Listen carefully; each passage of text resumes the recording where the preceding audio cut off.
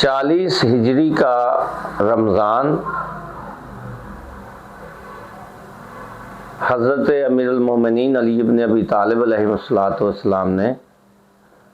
جب حکومت کو تشکیل دیا تو اس وقت اہل کوفہ وہ امیر المومنین کی خدمت میں حاضر ہوئے اور وہ کہنے لگے کہ یا امیر المومنین، ہمارے گھر میں ہماری جو عورتیں ہیں وہ یہ فرمائش کر رہی ہیں کہ ہم گھروں میں جا کے کہتے ہیں کہ ہم نے امام حسن سے قرآن پڑھا، کوئی کہتا ہے کہ میں نے امام حسین سے قرآن پڑھا، کوئی کہتا ہے میں نے حضرت عباس حضرت حنفیہ سے قرآن سیکھا۔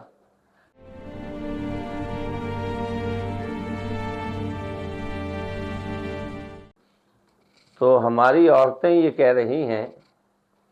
کہ مولا سے فرمائیے کہ ہم یہ چاہتی ہیں کہ ہم بھی علی کی بیٹیوں سے قرآن پڑھیں۔ تو حضرت علی علیہ الصلوۃ والسلام آپ نے جیسے ہی یہ جملہ سنا اپنے بیٹوں کو بلایا، امام حسن اور حسین کو، حضرت عباس حضرت حنفیہ، کہا بیٹو آپ مدینے جائیں اور اپنی بہنوں کو کوفہ لے آئیں، اور دیکھنا میری بیٹیاں سفر کی عادی نہیں ہیں، رات کو سفر کرنا، دن کو آرام کرنا، اور پردیس سے اگر کوئی بھائی گھر میں آئے تو بہنوں کی خوشیوں کا عالم کیا ہوتا ہے یہ آپ احباب بخوبی جانتے ہیں۔ تو جب بھائی آئے تو بہنوں نے بھائیوں کو دیکھا، دسترخوان بچھائے گئے، دسترخوان پہ بیٹھے بیٹھے امام حسین نے حضرت امام حسن کی طرف اشارہ کرتے ہوئے فرمایا کہ آپ شریکت الحسین بی بی سے فرمائیے کہ بابا جان کیا فرما رہے ہیں۔ تو امام نے باتوں باتوں میں ہی یہ ذکر فرمایا کہ بہنا بابا فرما رہے تھے کہ اس وقت میری شاہی کوفے میں ہے، آپ بھی میری شاہی دیکھنے کے لیے کوفہ تشریف فرما ہو، وہاں کی عورتیں آپ سے قرآن سیکھنا چاہتی ہیں۔ کئی دن تک حضرت عباس نے حضرت بی بی شریکت الحسین بی بی کو محمل پہ چڑھنا سکھایا، کیونکہ علی کی بیٹیاں سفر کی عادی نہیں تھیں۔ حضرت علی کی وصیت کے مطابق جناب حضرت عباس علمدار یہ کئی میل دور جا کے قافلے والوں کو روکتے تھے کہ علی کی بیٹیوں کے محمل آ رہے ہیں، اور جیسے امیر المومنین نے فرمایا تھا اسی طرح حضرت علی ابن ابی طالب علیہ الصلوۃ والسلام فرامین پہ عمل کیا گیا۔ بار بار امام حسن و حسین بہنوں کے محملوں کے قریب آ کے پوچھتے تھے کہ اگر آپ تھک گئی ہیں تو ہم سفر کو ترک کر دیں۔ دائیں طرف حضرت حسین اور بائیں طرف حضرت امام حسن، اور بی بی محمل کا پردہ اٹھا کے پوچھتی تھی کہ میرا بھیا عباس۔ فرمایا بابا کی وصیت کے مطابق 3 میل دور جا کے قافلہ والوں سے کہتے ہیں کہ اے قافلے والو اپنا راستہ بدل لو، کیونکہ علی کی بیٹیوں کے محمل جا رہے ہیں۔ بڑی عزت وقار کے ساتھ یہ محمل جو ہے بھائیوں کی موجودگی میں علی کی بیٹیاں بڑے وقار کے ساتھ عازم سفر تھی۔ جب کوفہ سے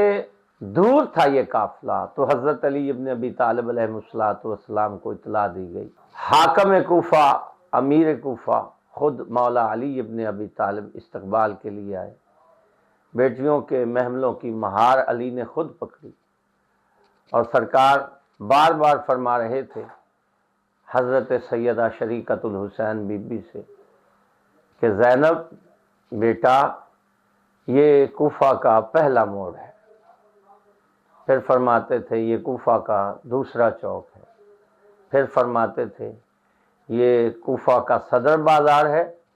اور یہاں پہ کافی ہجوم ہوتا ہے۔ بیویاں ضبط کرتی آئیں، بابا کی طرف دیکھتی آئیں ایک جگہ پہ ضبط ٹوٹ گیا اور بیویوں نے محمل کا پردہ ہٹا کے باپ کی طرف دیکھا اور روتے ہوئے لہجے میں اپنے بابا کی طرف دیکھ کے فرماتی ہیں، بابا جان، یہ چوک، یہ دربار، یہ بازار، یہ تو بیٹوں کو بتائے جاتے ہیں، ہم تو آپ کی عزت دار بیٹیاں ہیں۔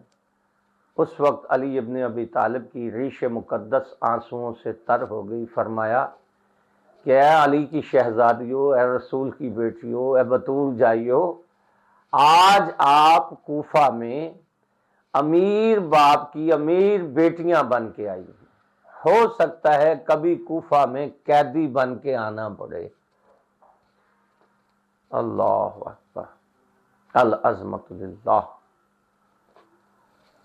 18 رمضان حضرت علی ابن ابی طالب کا جو خطبہ تھا،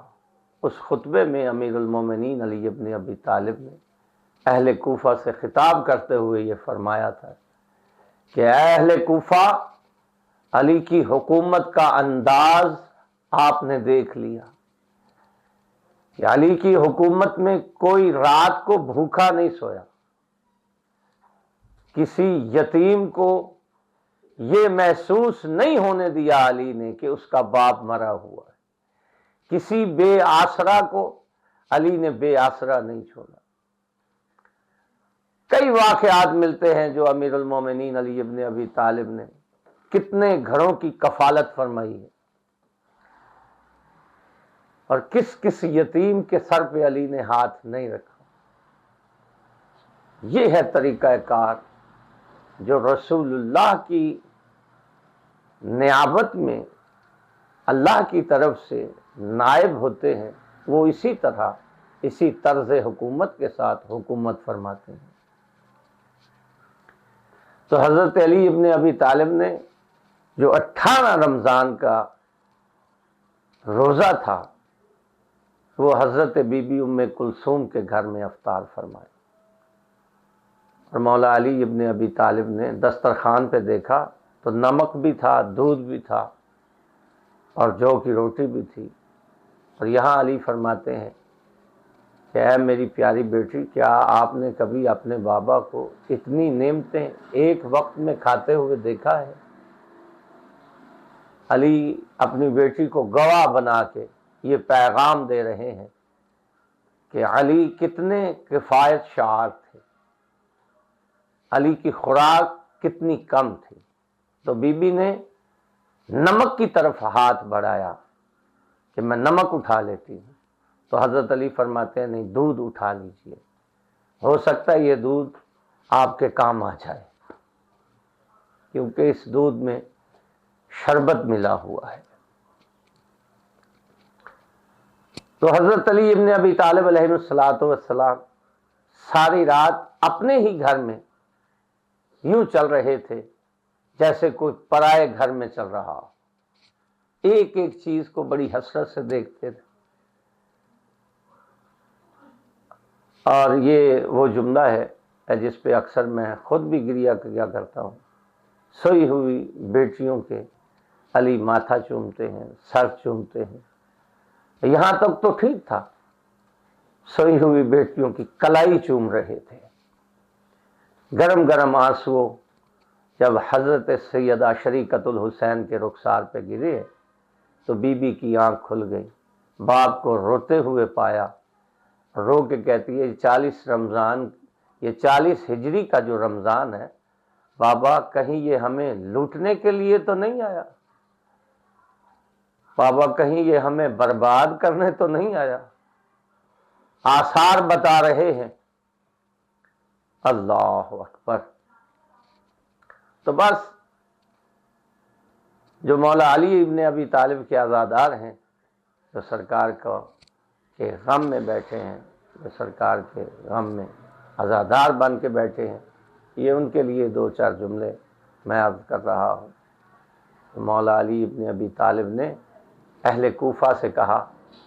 کہ آج اپنی بیٹیوں کو میرے گھر میں بھیجنا۔ اللہ، تو خود علی ابن ابی طالب جو ہے وہ اپنے گھر کے باہر